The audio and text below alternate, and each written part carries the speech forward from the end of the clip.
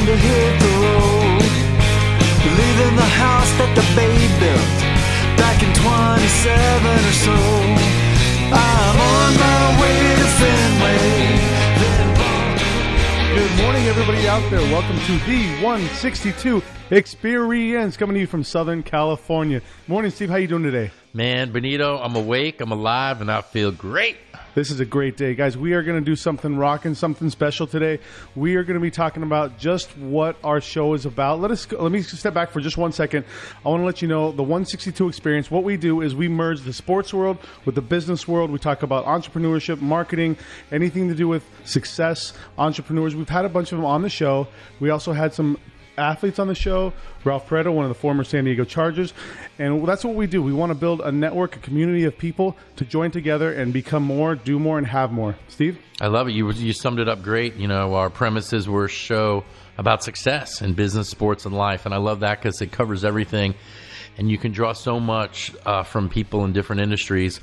You know, I'm so fired up. I just watched last week's show, and Robert did an amazing job, as he always does, in editing it and get it out with Mike Vinn. And Mike's somebody that, maybe isn't a household name yet as a comedian, but I think we can learn just as much from him as we can from any other comic, because as he talked about, comics have different phases that, different stages that they go through.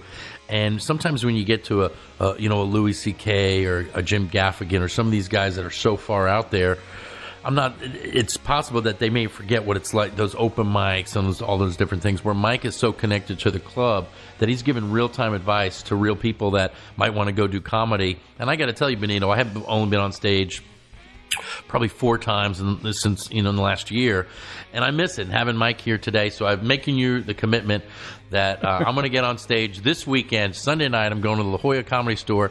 I'm going to start over. I'm going to do an open mic for 5 minutes, and I got my jokes ready. Calling yourself out. I love that. No, it is, because we talk about following your vision. And that's what the 162 is about, or one of the main elements of anybody's success. Of all the guests that we've had, from the real estate guys to entrepreneurs to authors, is everybody says virtually the same thing in different ways. They say follow your passion. You're right. And one thing I wanted to say, you brought up the Mike Vinn interview the last week we did. And one thing I loved about it is I had no idea about comedy. I've never been on stage, telling jokes. I've never anything like that. I know I will soon because I'm a funny guy, but when he's talking about the dynamics of the club, the dynamics of being on stage, telling your joke, opening it up, and I'm like, okay, so how did you get to that point? So you kind of back up, and he goes through his struggles, and like you said, everybody has those same struggles. It's the main common denominators, Yeah. And like for me, when I boil it all down, like what's my purpose, what's my vision, it's to make people laugh, and it's my personality type, whether I take it into business or my books or this podcast. I want to entertain people, but in a funny way. And the further you get away from that, the further you're away from your real passion. So, whether it's me becoming a headliner, who knows, and all those things, but to make it a big part of who I am and thinking about it, it does take a lot of time and energy to write jokes. But sort of once I made the commitment in my mind this week, when I just got back from Hawaii, I found myself having all these ideas of different bits or different jokes and back. So I'm back in business, baby. Yeah. All right. Let's get right into this. So our podcast is called the 162 Experience. It kind of took a little bit to name it that, I guess, where we were going back and forth on different names. But now that's solidified in history forever. I hope so. So what I was thinking about is, people are watching this, the 3 people that are watching this, the 162. When I met you, it was like, okay, we started talking about Yankee stuff. I'm an Angels fan, you're a Yankees fan, American League Baseball, and then it just developed into like, hey, why are you a Yankees fan? Like what's the story here? And then you told me you dropped a bomb, and we're like, I went on this tour, the 162 tour. And I was like, what? You're the only guy, the only sports fan, and I'm a huge sports fan. And I know you're a huge sports fan, and you told me about this. Why don't you explain to the people what that exactly was and what it is and why you did it? Sure. I guess in all truthness, it came back to I was watching TV. I watch every Yankee game, and even if I work at night, I do seminars at night. I would TiVo or way back tape the game. I don't really do that anymore because I don't have a TV, but I'd tape the game and I'd come in back and I'd watch the game in an hour and a half and fast forward. Well, the commercials on the Yes Network, and this isn't back in 2006, I guess, or 2005, were these 4 fans called the Ultimate Sports Fan. And it was about 4 Yankee fans that went to every game, and they had a little contest and they do different things. But one of the guys' name was Bald Vinny Milano, and he's the head of the Bleacher Creatures. And since then, I've become friends with Vinny and the Bleacher Creatures being, if people don't know. So the Bleacher Creatures are a group of Yankee fans that sit in the right field bleachers, section 203, and they're led by Vinny Milano. But there's a long history to him, goes back to the 90s, and I'm not even really familiar with all of the culture and the tradition and all the different things. But Vinny, if you've been to a Yankee game, he's the guy that does roll call. And a lot of times they'll have famous people come and do roll call with him, and they'll basically start, and he does like this crazy cat call, like, whoa, and then he has everybody sit down, and then like say Brett Gardner's playing center field. He's like, Brett Gardner.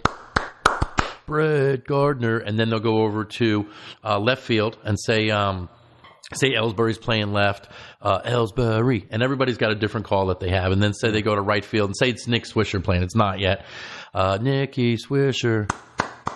And then they'll go to first base, Mark Teixeira. So they'll call out the player.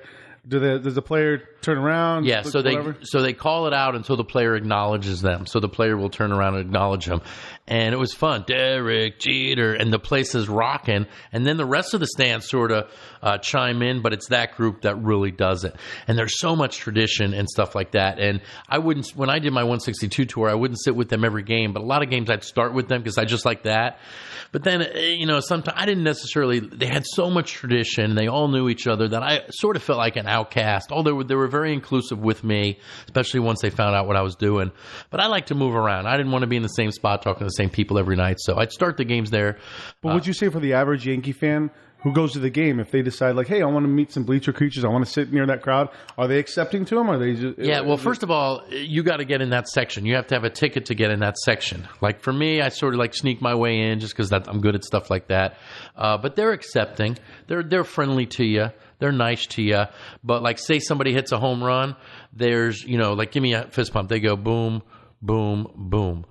And so everything's got a thing. Like on Friday nights, and I still don't have the pattern figured out. Maybe it was once a month. They all wear Hawaiian shirts. Okay. So I show up in my regular garb, and everybody's wearing something different.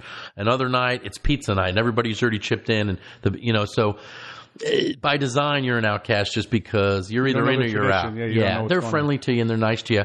Big misnomer about them in general is that, I think sometimes when you look at sports fans, they're just about loud drunks and stuff like that. Most of the guys in section 203 don't even drink. You might have your exception to the rule, but these are just hardcore, watch every game Yankee fans. So when did you realize that? When these guys were like, wow, they're not drinking, they're not getting hammered and being obnoxious? Like, what was one story that you came across where you're like, these guys actually have a heart. These guys are cool. Yeah, well, because they've been together for so long, you see a lot of them come and go. Like there was one guy, his name was UDI, and he passed away about a year ago. Suddenly had a heart attack. He's 50, and he was probably one of the main 3 people or 4 people that I would call the Bleacher Creatures, and a really great guy. If anybody, Bald Vinny was number 1, I'd say, but this guy embraced me as much as anybody. He could always tell I was on the outside. He'd be explaining to me. Another thing that they do is everybody chips in $5, and there's usually about 5 or 6 people that do this. First Yankee to hit a home run, and I'm always the last guy in because I'm the last guy in. And so somebody picked Robbie Cano, somebody picked Jeter, A-Rod, so I'd pick like Chase Headley. They looked at me, Chase Headley. I'm like, he's the only guy left in the lineup. But back to your original question. So I'm at home, I'm watching these 4 fans on TV, and I said, "Hey, if they could do that, I could do that." And as you know, I've done well in business. I've been in with Legal Shield, which is a network marketing company, for 18 years. Been in the industry since I'm 23. I'm 45 now, so I got a lot of freedom. I got money coming in. I know people in every city. I've been doing stand-up at that time for about 5-6 years. So I figured, man, I just started having this idea that if I went to every game, I could do comedy on the road. And my original idea was to have my two business partners, Mike, who's my older brother, Kim, who I was married to at the time, and then my niece, Danielle, Danny, she works for a movie company called Sunshine Films. They made Little Miss Sunshine, Sunshine Cleaners. My Idiot Brother with Paul Rudd was the first movie that she was big that they worked on. So my idea was that she would go on the road with us and we would make a movie. Well, out of 4 people, I was in, Mike was out, Kim was out, and Danny was out. So for a couple of years, I talked about it. No one would buy in. Everyone always thought it was a great idea. And then... So you talked about it in your head for a couple of years. About 3 years. About 3 years. Yeah. So 3 years in the making and just processing this information. You're like, I want to do it. What was the trigger? What was the one where you were like, this is it?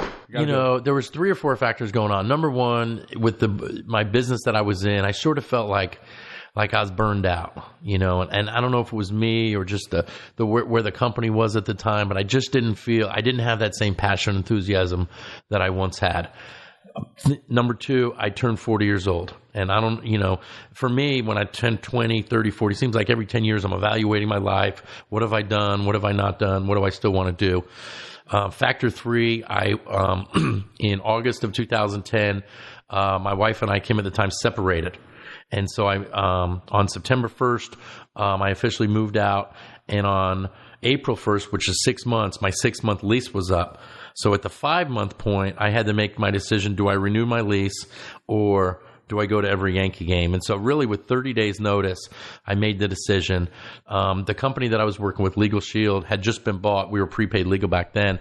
And we went to the meeting with all the top producers in the company, about 25 of us, and the new owners and our CEO, this guy named Rip Mason, said, hey, give us 6 months to figure stuff out, to do some research, and we're going to rebrand and relaunch this thing in 6 months. And it was like 6 months is the baseball seasons. Every sign, everything was just like the perfect storm. But I was looking for the signs, I was looking, and the funny thing is I had never been to therapy before. Some probably would argue that I should still be in it. But my brother Mike knew this guy. He's like, hey, you should go. For those of you who know that my brother Mike, he talks like that. He's like, hey, Dr. Tom, you should talk to Dr. Tom. You got a lot of, and with my separation divorce, I did. I was very, had a lot of anger issues, and I just felt like I needed to talk to somebody. And I had this idea that I wanted to run by Dr. Tom. So we're sitting in there, and he's like, do you want to sit on the couch? I opted for the chair. And so we're just sitting there talking. And if you've never done therapy... I didn't know that was an option. Like, I think you just walked in and you're like, hey, by the way, this is who I am. Keep talking. Yeah, no, there's a couch. It's, like the old Bob Newhart show. But I went for the chair. And so about halfway through it, this is maybe my second session with him, I go, I got this crazy idea. And he goes, I'll be the judge of that, which is funny, because you're there. They think you're crazy. And I said, I'm thinking of going to every game, and I walked through it. And he said something to me that helped, again, solidify my decision. And I think sometimes when you want to do something, you're looking for those signs. Somebody to validate it. Yeah, exactly. Yeah. And so he said, I've never seen anybody that's had a big dream regret going for it. I've only seen people regret the things that they didn't do. So, and that hits you just like a dagger, huh? It hit me so hard. And then about a day later, I was on Facebook and I saw that same quote by Lucille Ball. And I thought, I'm getting advice from I Love Lucy. So had to do it. Had to do it. And 30 days notice. And there were a lot of logistics, Well, I'm thinking like flights. I'm thinking, you know, transportation. Because in New York, you have public transportation. But what about like Toronto?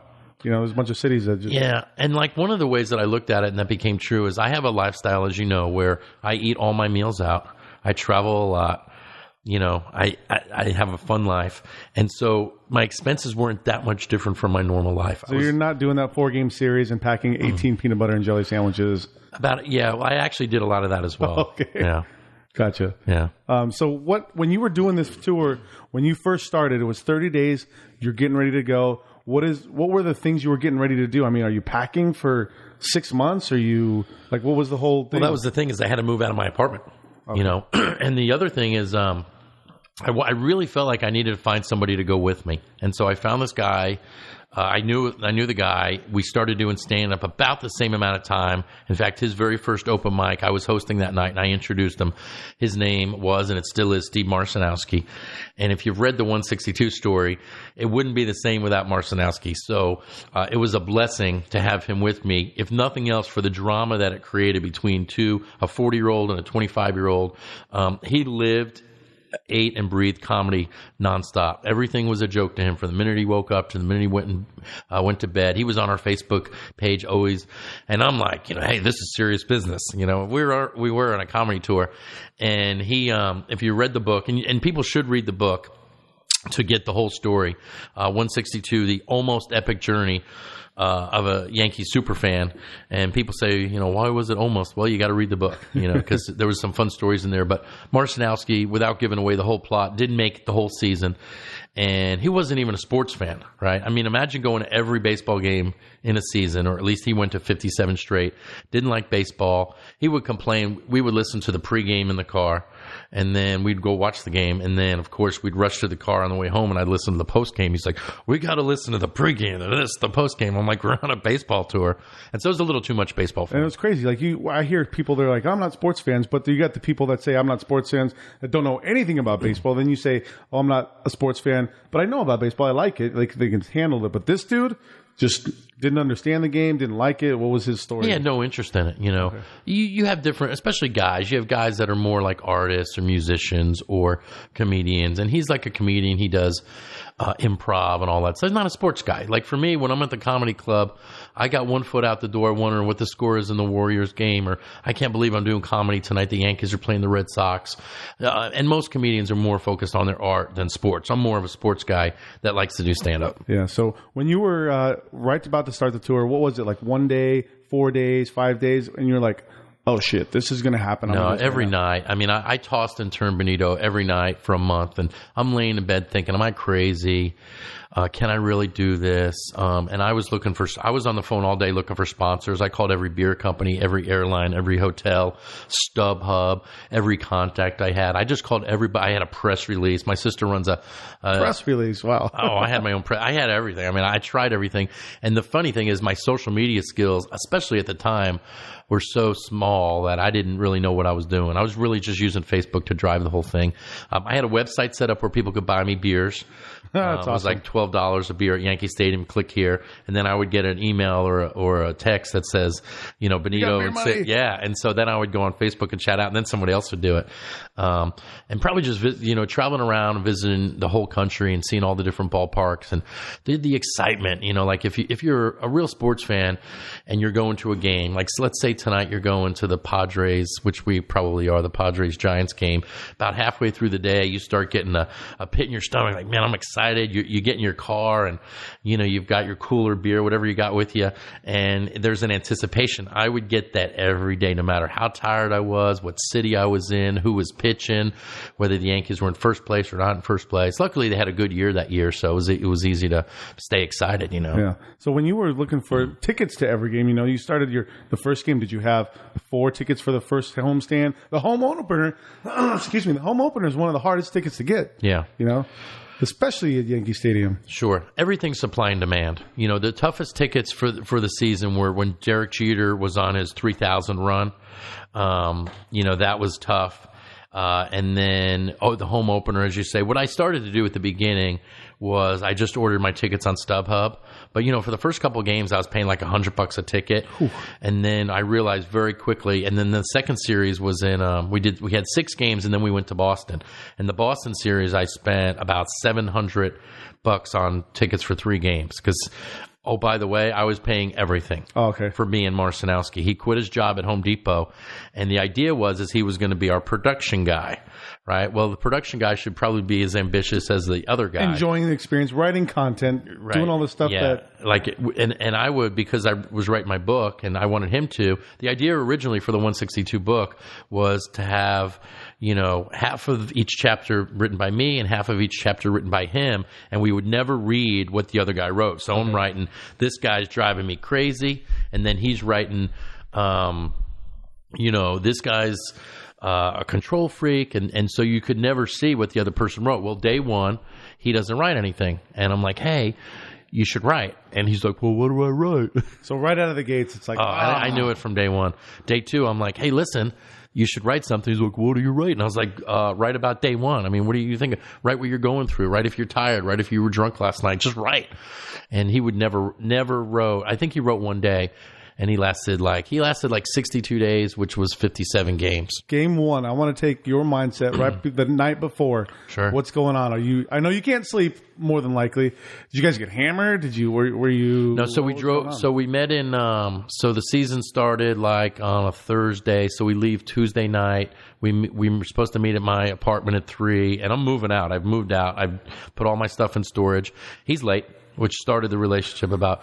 And then so we drive up to like Baltimore, and then the very next day, the day before opening day, we drive to Massapequa, New York, where my older brother is letting us crash, supposedly for 2 weeks. That turned out to the whole season. I was like, hey, 2 weeks, let's get on our feet. We'll sublet an apartment in the city. And he was so gracious, and everything was so expensive that it just wound up. But it was stressful. The first day was freezing. It was like 45 degrees out.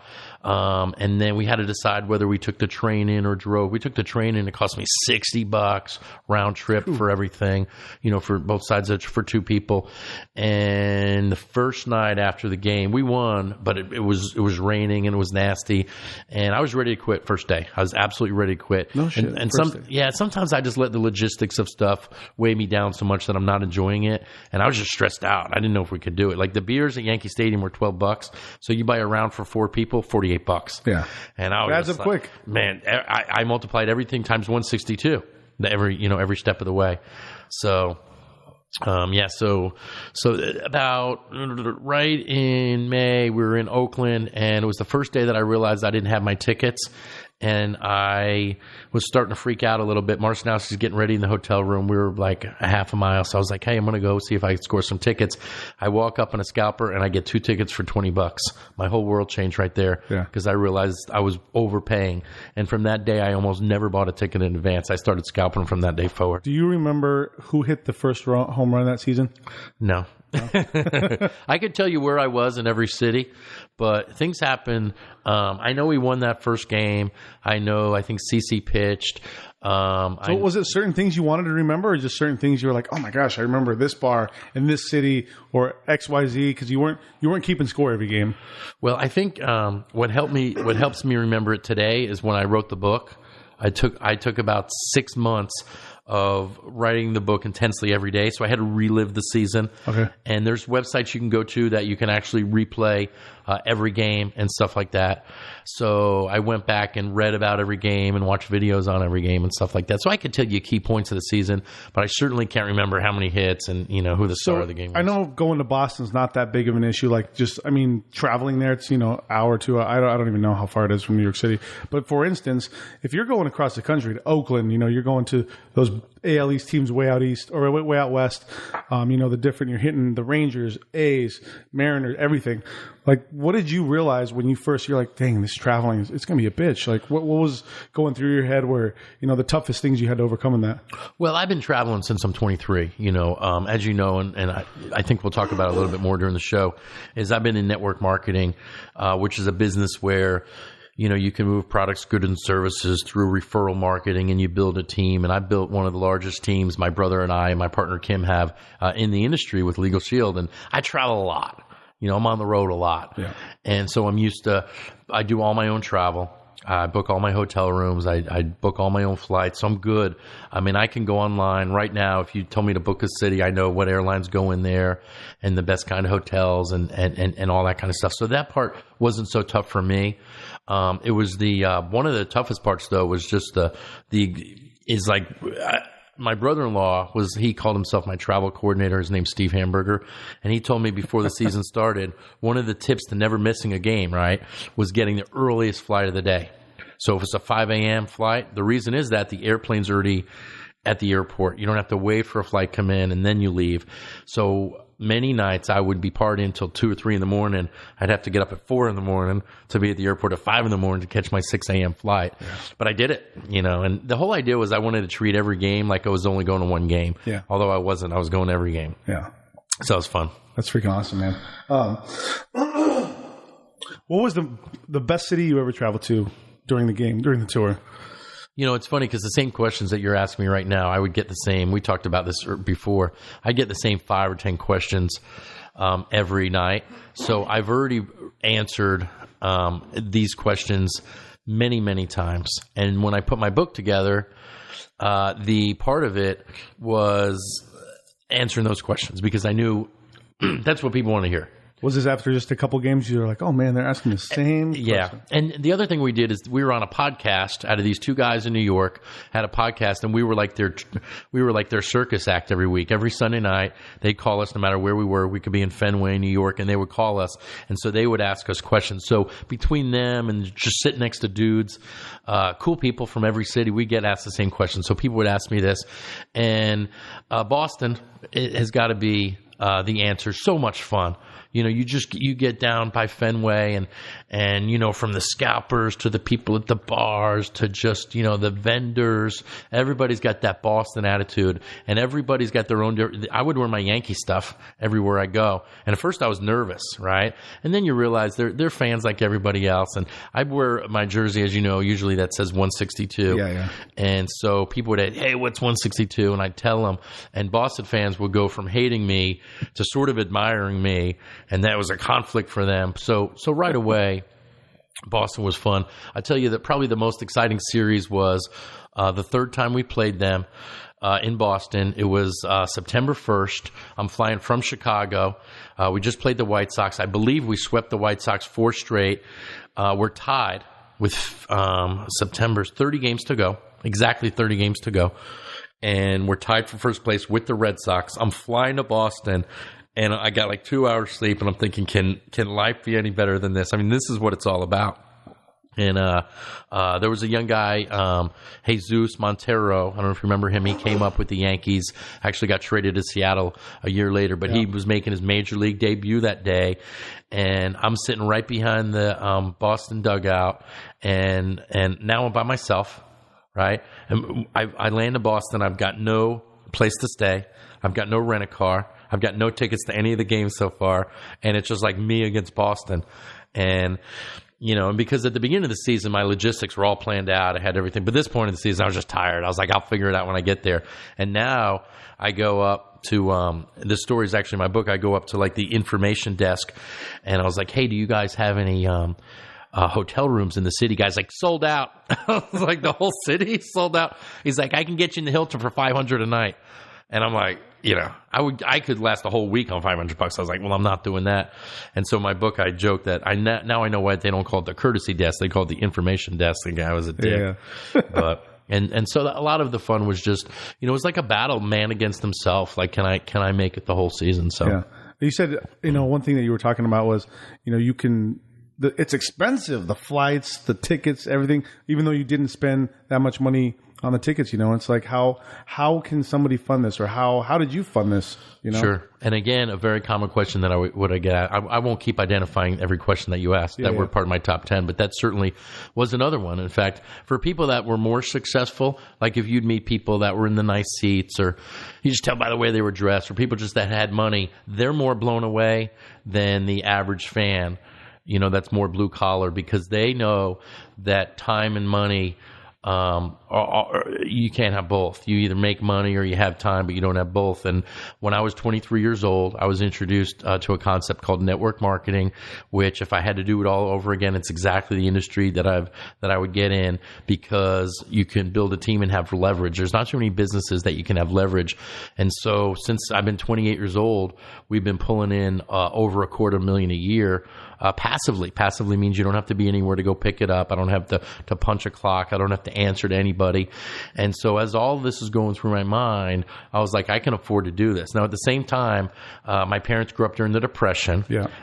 You know, my mom was born in 1929. My dad was born in 1924. And so I'm cheap, just because, you know, I joke around that my parents grew up in the Depression, and as a result, I grew up greatly depressed. You know, so I always when I go to a supermarket, I'm like looking at items, and I'm cheap. You know, I had money, but I'm certainly cheap. Yeah. So I look at this, and I know a lot of people out there that in your organization or whatever are hearing this story, and I see, you know, you got time freedom. This is what everybody wants, or most people I know. They want to have money to do what they want, time to spend with their loved ones, their family, and want to be able to spend it with who they want. Well, I go back and listen to your story. Like, what was it? At what point in your life were you like, or at what point were you going through where you're like, I need to change, I need to do something else? What was going on when at the rock bottom? Sure. Well, if it's okay, I'll take you back a little bit before that. Yeah. Is I get out of college, and I answer an ad in the paper, and I had answered an ad like for a few days in a row. Like, I've been on a couple different interviews. One of them was at Denny's, the fine dining establishment. Yeah. And I walk into a Denny's. I've got my resume with me. I've just graduated college like 2 weeks ago, and my mom was like, "Hey, listen, get a job, or we're not paying any more of your bills. I mean, you're done." Which they were very gracious. They got me through college. So I'm waiting in Denny's, and the lady takes my resume. She's like, I'll bring it to the manager and the thing. I'm there 10 minutes, 20 minutes, almost a half hour. And so I go up to the hostess stand. I'm like, hey, I've been waiting here. And she goes in the back. She comes back and she goes, the manager has your application. He'll be in touch. And Benito, it changed my life. I just felt like somebody punched me in the face. Like, you put an ad in the paper. I'm here. I didn't make this up. You're looking for somebody. And no grand slam at Denny's. Huh? No, it was not a grand slam. It was a strikeout, but it humbled me. And the very next day I answered another ad, and it said rock and roll environment, work with people you love. And I thought, man, this is more my speed. And I was in St. Augustine, so I had to drive like an hour to Jacksonville.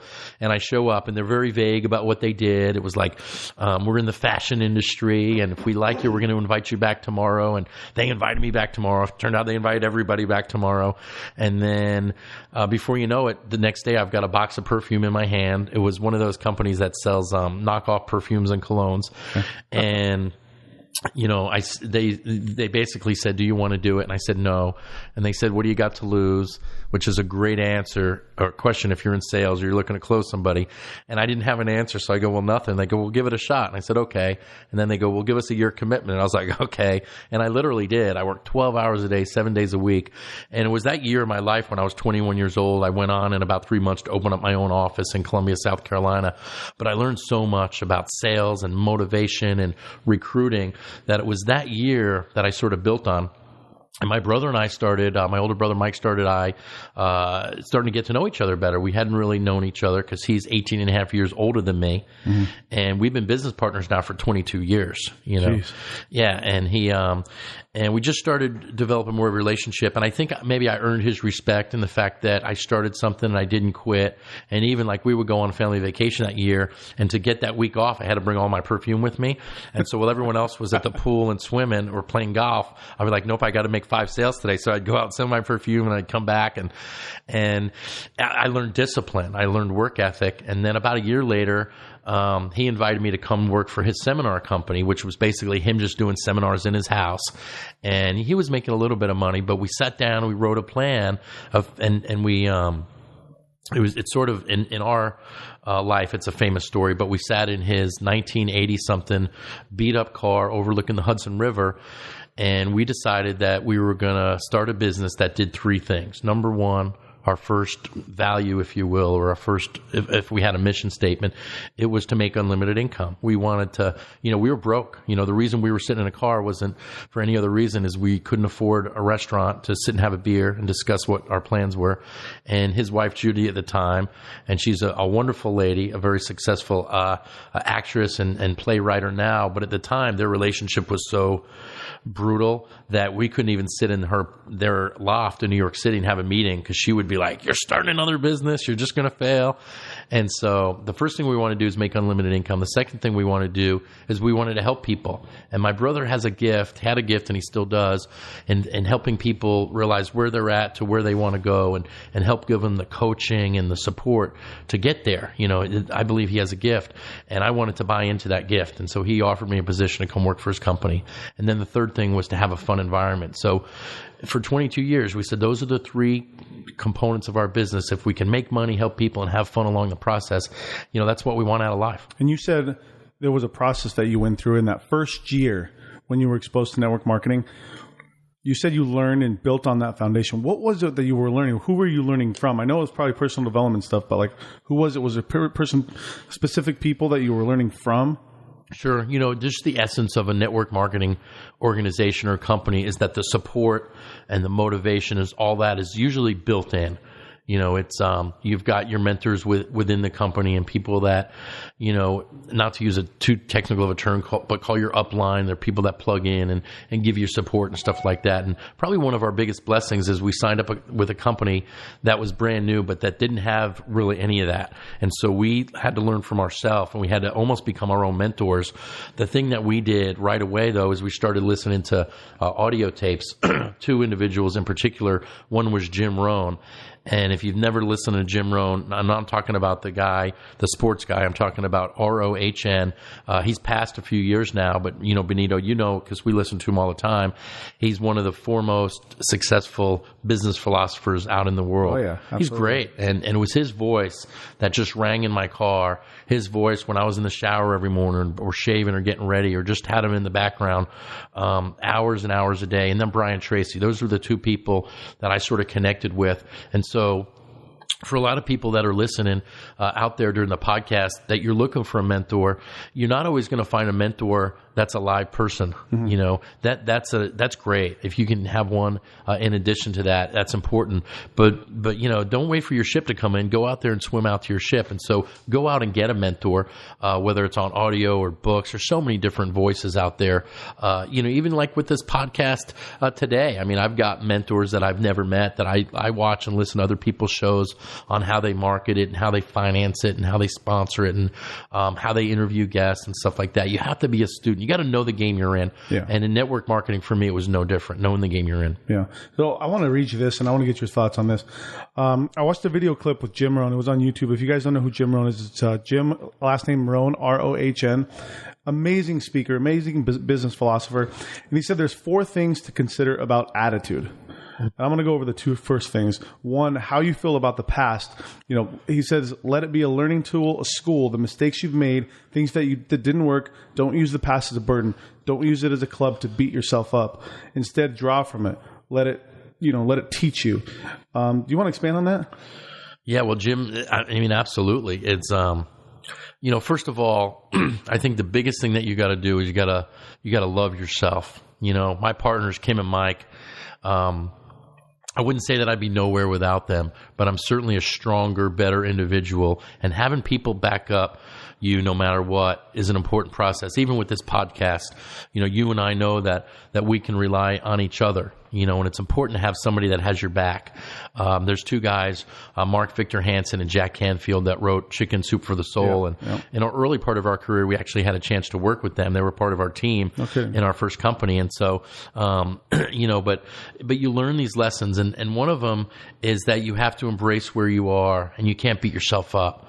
And so having partners, and so with my partners and just in life, I think that you have to have an unconditional relationship, that no matter what, when you look at yourself in the mirror in the morning, you have to be there for yourself. You have to forgive yourself for everything that's happened. And listen, I'm not perfect. Nobody that I know is perfect, but you can't live in the past, either way, whether it's good or bad. You have to, everything's water under the bridge. Some people live in the past and it's their success, and they're not having any more future success because they're still living, they're holding on to something. You got to be able to let go. Isn't it like if you're holding on to the past, it just stops you from getting what you want in the future, right? Sure, I absolutely. And I think people do it because they don't believe that the future is going to be any better than the past, like they've hit their heyday and stuff like that. So Jim Rohn is absolutely on attitude, is use the past as a learning experience, but not to weigh you down. Let's hit on that one point where you said, people might go into the future and think it's going to be the same as the past. If people think that, what can they do, or what can you say to yourself? What can you read? What can you manifest where you can change that? You can instantly change your future, instantly change what you want to do. How would you do that? Well, if it's okay with you, I'll walk through how something I think I'm working on. I've sort of in my mind come up with the new book that I'm going to be introducing. I'm working on a second book right now, but my third book, it's going to, I don't know the working title, but it's going to be How to Start Your Day. And basically the idea is how to program your mind, how to get what you want out of life. And so I'm going to come up with a journal where people can actually write in the journal. So this is like goal setting. It's exactly goal setting. So if it's okay, I'll spend a couple minutes talking about it. And for those of you that have been around me for the last year, since about September of 2015, when I go do a talk or I do a seminar or I'm on somebody's conference call for their team or, some sort of a motivation thing, I do these 6 things. I talk about these six things religiously. And just to give you guys an insight, me and Steve, we've been friends for a long time, but I want to let everybody know that if they don't have experience or understand like where you're coming from, he's got a huge organization where I've seen you talk in front of hundreds, thousands of people, giving personal development, letting them know. So I've seen you goal setting and understand how you do it, but I want everybody to know out there that if they haven't heard this or if they haven't experienced it, just kind of what the background was on that. So sure. Well, I was so about a year and a half ago, and again, I've been in the industry for 20 plus years and had a lot of success, and our family has been one of the top 10 income earners in our company, Legal Shield, and Legal Shield's one of the biggest companies in the industry. So we've had a stage, we've had a platform, and the real essence of a network marketing company is the personal development and personal achievement that you'll go through. You don't get to the top without becoming more and developing and being able to lead people. And so I came up, so about a year and a half ago, I'm listening to Brian Tracy and I'm at the gym, I'm working out, and he says the worst way to start your day is to do these 4 things. And as soon as he said Facebook, it was the most up-to-date thing I'd ever heard Brian Tracy say, because usually most of his audios are from the 80s and the 90s, and so I was like, this is interesting. He said, by checking your Facebook, number 1, So you wake up in the morning, you get your phone, maybe it's by your bed, you look at your phone for your Facebook, your email, turn on the TV or read a newspaper. And isn't that really the way that most of America starts their day? A high percentage of them. And the problem is 2 things. Number 1, it's very depressing, to read all that information. But number 2, now you're on somebody else's agenda. So he said the best way is to go out there and write down the 10 or 15 goals that you have every day. And I thought, wow, does he really do this every single day? And it turns out he claims to, and he certainly does, and the results show. And so I started to do that. That week I started to write. I got a brand new spiral notebook and I wrote down 10 or 15 things that I wanted in my life. I write, my health, my relationships, my finances. And I tell you, within 6 months, I had moved from North Carolina to San Diego. I'd sold my house that was about 3,000 square foot. And now we live in an 11,000 square foot mansion that we rent here on the top of La Jolla. From the car I drive to the fact that we have a podcast now, working on my 2nd and 3rd book. All these things that I started to write every day started to come to fruition. I said with my company, I wanted to be in a leadership position where I worked with these 2 individuals, our CEO, Jeff Bell, and the guy that runs the field, Darnell Self. And within months, they picked up the phone and they called and offered me a position to run California, Hawaii, Nevada, which if you know me, those are like my, I'm about fun and excitement. And so everything that I wanted, everything on that list started coming to fruition. So I know it works. And then more than anything is I started encouraging other people to do it. And I knew I couldn't get people to do it forever. So I started challenging people to take my 21-day challenge where they write down their goals. Some common questions that I get is, do you write down the same thing every day? For the most part, I do.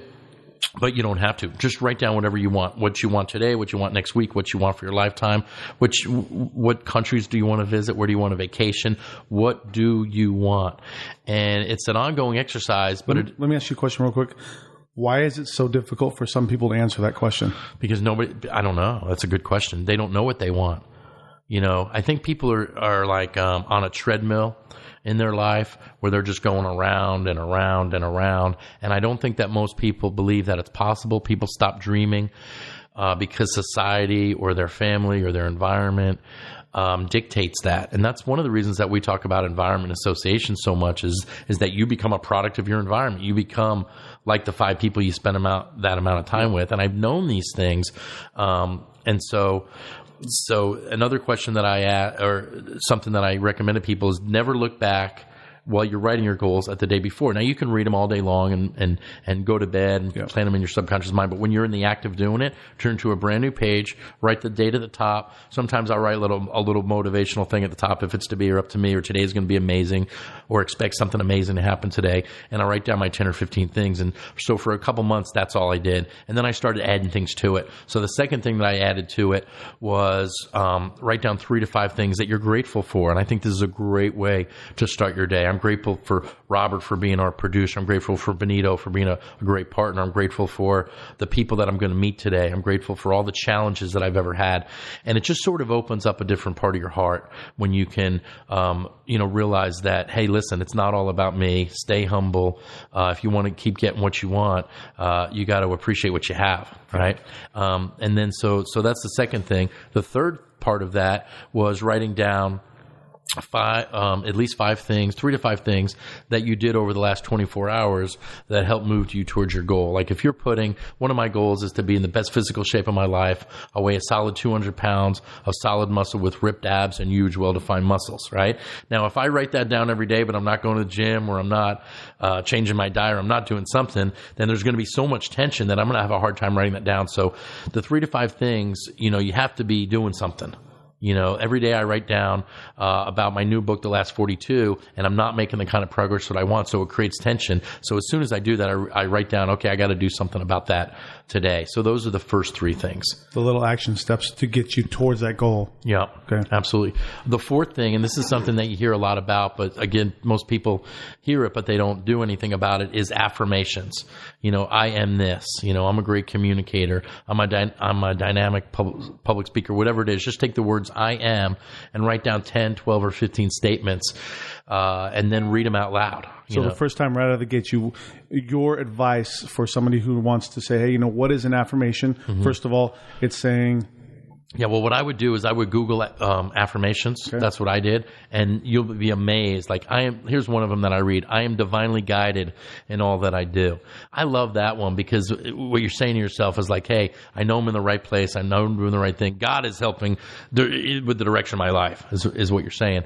So Google that. Come up with 8 or 10 or 12 or 15 that you like and read those every single day. And I'm telling you, it might seem a little kooky for some people that are uncomfortable doing this, but I'm telling you, this is our minds are the most powerful things in the universe, and you can either use them or you can abuse them, and not use them. And so I chose to use mine in every way that I can. Mm-hmm. And then 5 and 6 are pretty simple. I listen to 15 minutes of some sort of an audio or a podcast.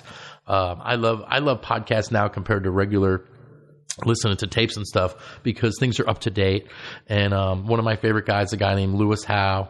People haven't listened to him, Howe. And he interviews people like Tony Robbins on a regular basis and Tim Ferriss, people like Joe Rogan, people who we want to emulate and have a good podcast like. And so all the information's out there. It's just about studying the right people. Yeah. And then the last thing is just reading 10 pages of a good book every single day. And the idea is it's not one 10-page, or it's not the fact that you read one book. It's about doing the simple things over and over and over and over again that seem to make no difference in the act of doing them, but it's the compounded effect over time. And then when you're building a team, what's powerful is now you've got other people that are reading 10 pages a day. So say you had 100 people that you're influencing that are reading 10 pages a day. Now you get 1,000 pages a day of positive information that's helping change people's lives. So that's what I get excited about. So if people are out there listening to this and you said read 10 pages of a book every day, tell 3 books besides the compound effect that you just mentioned. Besides that, what 3 books are great to start with, great to get into, dive into? There's so many. That's a great question. I think the ones that people normally would say are Think and Grow Rich, How to Win Friends and Influence People. So I'm going to stay away from those. Yeah. The Psychology of Achievement by Brian Tracy is a great one. I would say that Anything by John Maxwell is great. I would say that Norman Vincent Peale's The Power of Positive Thinking. There's a book called The Power of Belief by Clyde Bristol. The Psychology of Influence by Dr. Cialdini. There's so many. Yeah. Steve Covey, The 7 Habits of Highly Effective People. And when you've read, so many different books over time, it's not the one idea, but it's the compounded effect. A friend of mine, Jeff Olson, wrote a book called The Slight Edge. And Jeff was somebody that was an early mentor to me in network marketing.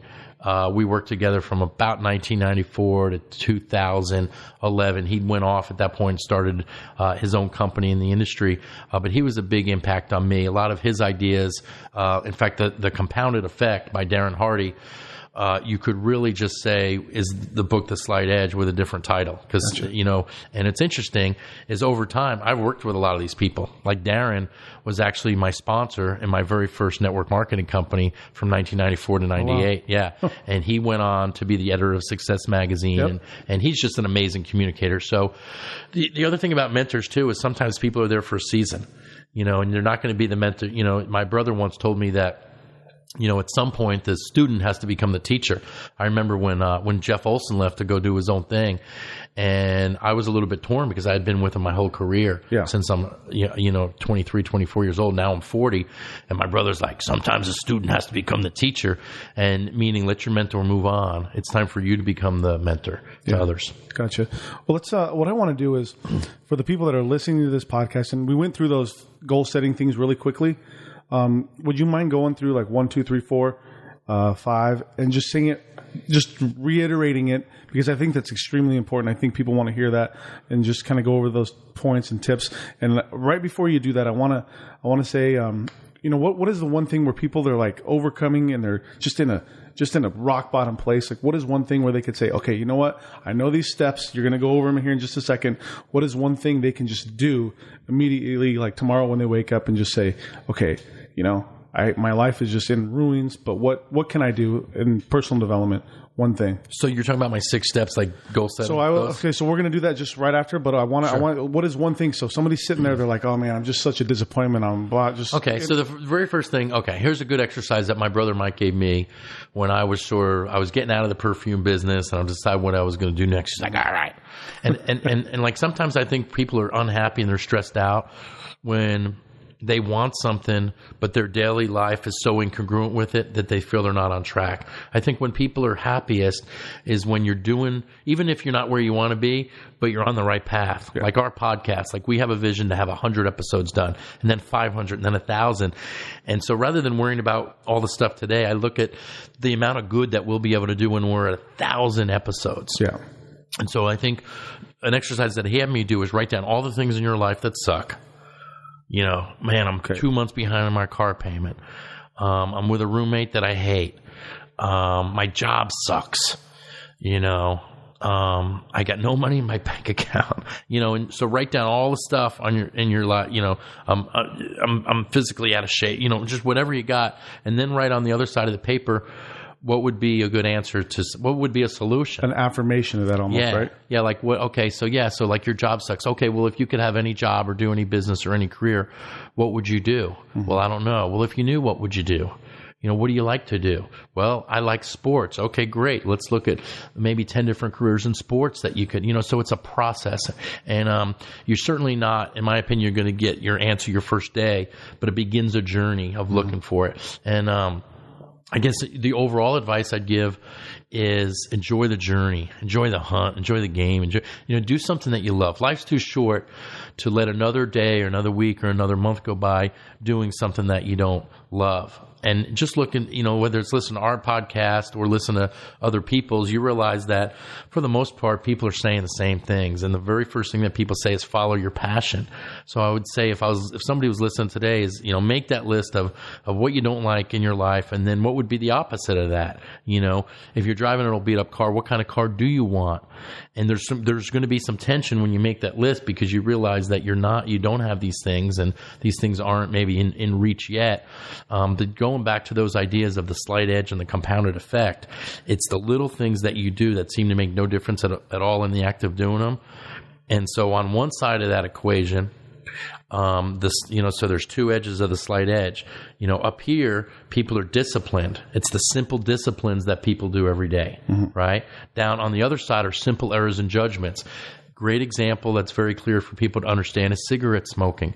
It takes discipline not to have a cigarette. Like say you've been smoking for years and you got the nicotine in your body. It's a simple errors and judgment to keep going. But what's uncomfortable right now, it's uncomfortable, say, to quit smoking, right? But down the road, it will be comfortable. And so what's now uncomfortable will one day be comfortable, and what's uncomfortable will one day be comfortable, if that makes sense. Yeah. Interesting. Let's go on those points again. The 6 points. You want to just go through them really quickly? So if somebody wants to just listen, boom, boom, boom, boom, boom. Your goal setting. Yeah, sure. Absolutely. Number one is write down 10 or 15 goals in a spiral notebook every day. Yeah. Okay. Don't refer back to the day before. And then turn over that page when you're done with that. Step 2 is to write down 3 to 5 things that you're grateful for. Step 3 is to write down 3 to 5 things that you accomplished in the last 24 hours. Step 4 then is I took out a piece of paper and I like to go outside and tell the universe who I am. Here's my affirmations for the day. The whole exercise takes 35 to 45 minutes, but it's so much more powerful to start your day that way. Then I'll have some Jim Rohn or Brian Tracy, or there's so many different voices. Now with YouTube, just go to YouTube, put in your favorite professional speaker, or maybe you've never listened to a person done before and you're listening to this podcast. Find somebody that you like.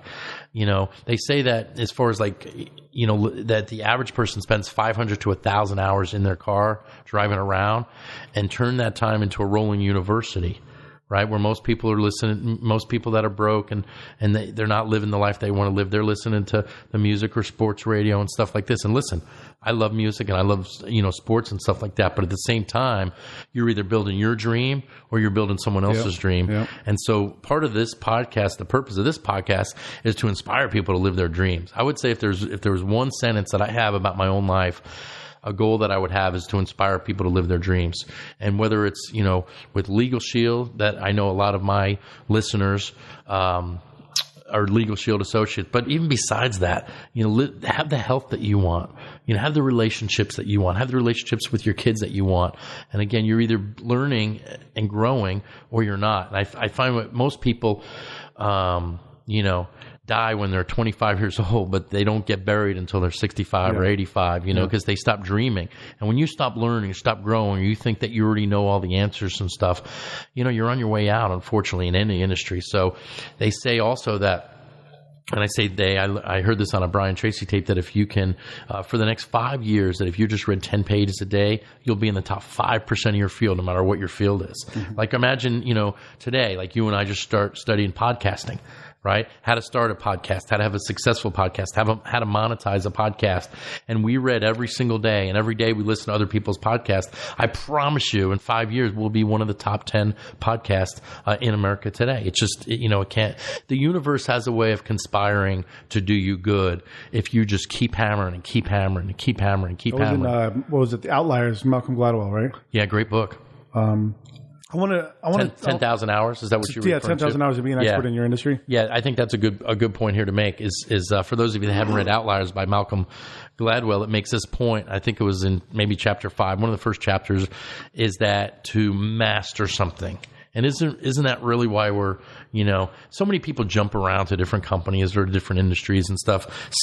Find one thing that you're passionate about, stick with it, give it everything you got, and go for it. But it takes about 10,000 hours. When you start adding that up, that's a lot of time. If you work at something 40 hours a week, look at 5 years just working 40 hours a week to master something, right? Yep. But the Beatles were an example in the book. They used to play 8 hours a day. Bill Gates was an example in the book. Bill Gates, a great example in the book. Here's a guy, and another good point of the 10,000 hours is you got to fall in love. You got to love what you're doing. You got to lose time. When we're talking about sports or we're doing stuff with this podcast, we don't care if we're getting paid by the hour, although that's the goal initially, or eventually is to monetize something, but you just love what you're doing. Yeah. And it's important to find something. If you don't, you got to reorganize your life. And, I don't care who you are. If you're listening today, it's not too late to go out there and pick a dream and live it. So I want people to relate to you. On a certain level where you started, people see the glitz, the glamour. That's, they see that. Now, when you go back and you say, this is where rock bottom was, this is where I had to change, what was the biggest obstacle that you had to overcome?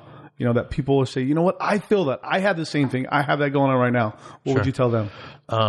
So I would say that when I was done with the perfume deal, when I was 23, I moved in with my older sister, and I was her nanny for her son, Matt. Matt's 30 now. And so he was about, 7, 8 years old at the time.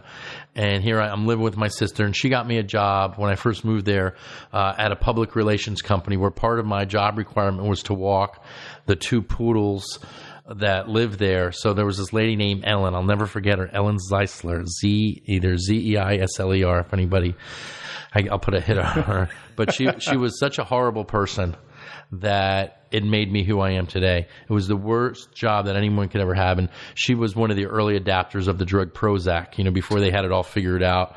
And she would come in one day and, "Hey, Stevie," and be really nice to me. But the next day she'd be like, "Did you walk the dogs yet?" And I was like, "Oh my God." And it was like the woman from Throw Mama from the Train, Gotcha.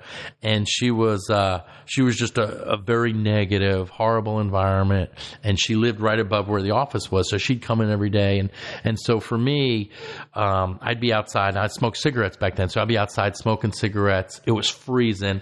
It was the winter of 1993. And I would say for me, that was one of the lowest points of my career. I mean, I wasn't depressed, because I'm a pretty positive guy, but my self-esteem, I think there's a difference between being depressed and having a low self-esteem. At that point, I had a very low self-esteem. I was making about $300 a week take home, and she fired me one day. And I would say that even though it was the best thing that could have ever happened to me, it was the low point of my life. Right. And then over the next 4 years, we got involved in network marketing and continued to live with my sister, where, a lot of people maybe would have taken some of the money that they were making and moved out and stuff. But we knew that we were only just beginning to sacrifice.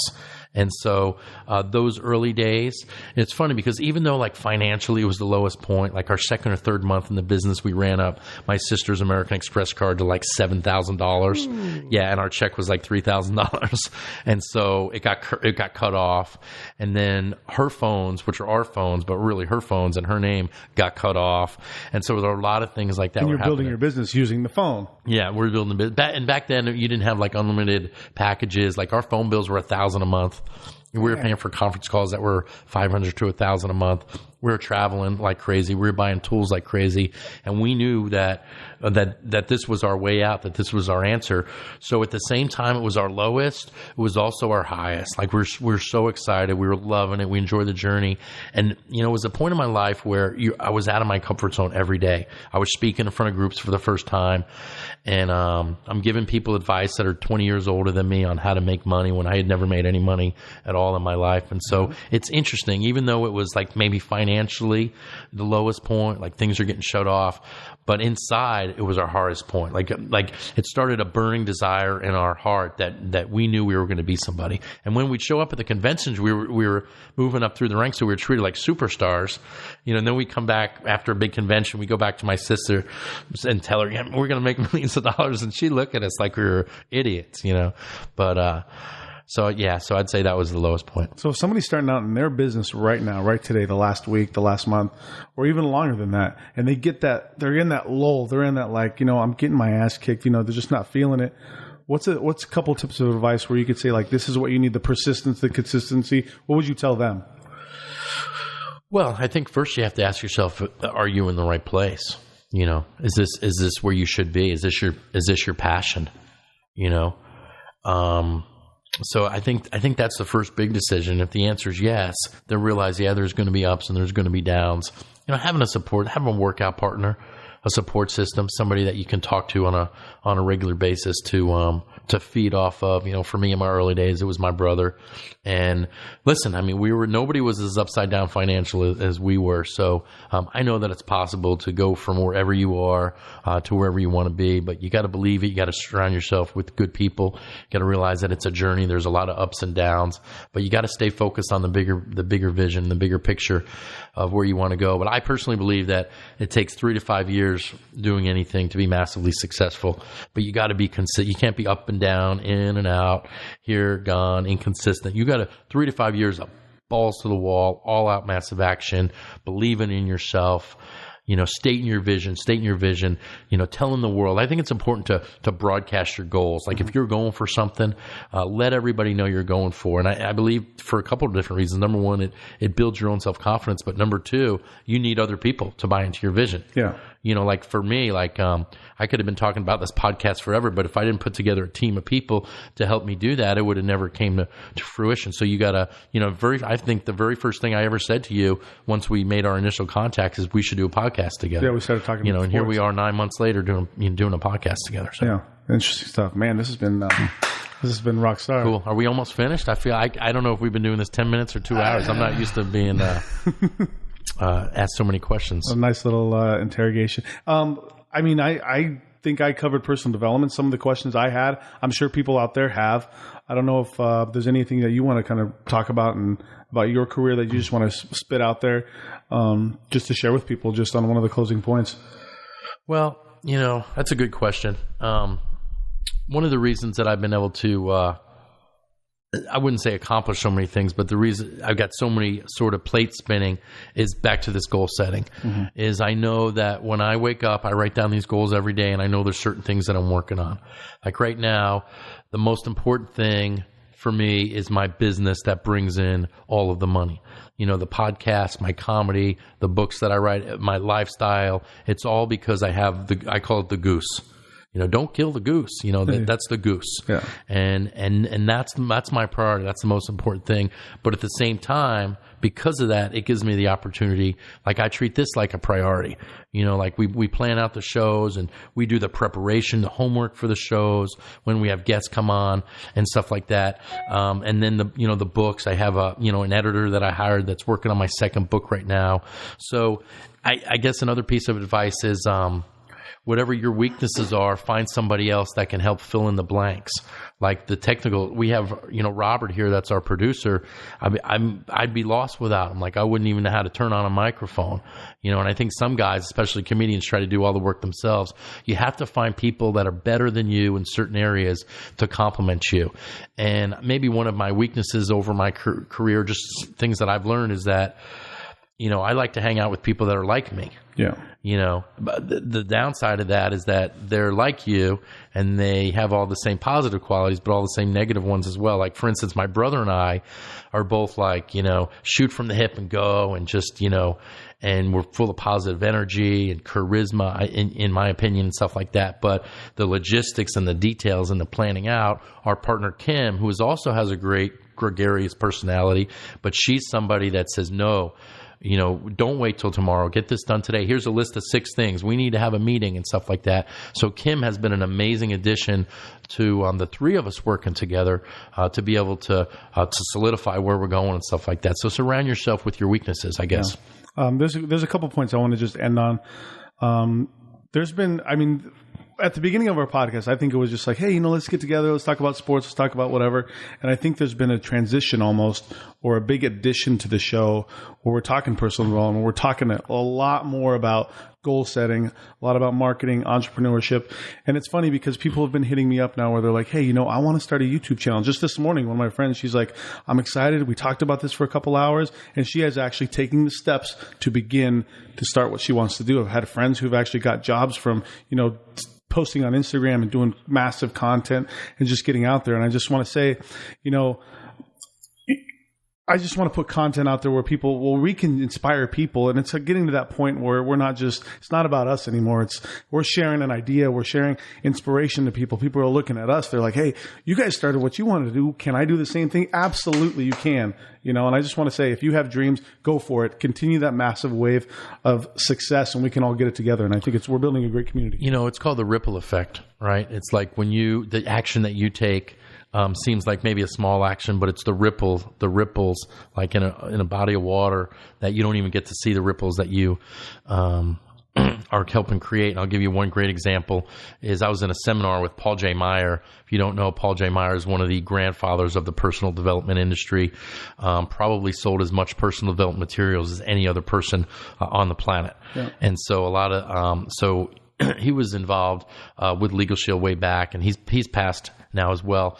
But we used to go to this leadership seminar every year where we would go with the top leaders and share ideas and stuff like that. And there's 2 guys, Mike Humes and Darnell Self, are 2 of the top guys in our industry, in our company, and they started a foundation called Fertile Ground, where the amount of work that they do around the world is really unspeakable. It's just phenomenal what they've done in the inner city schools of Maryland, but also throughout the world.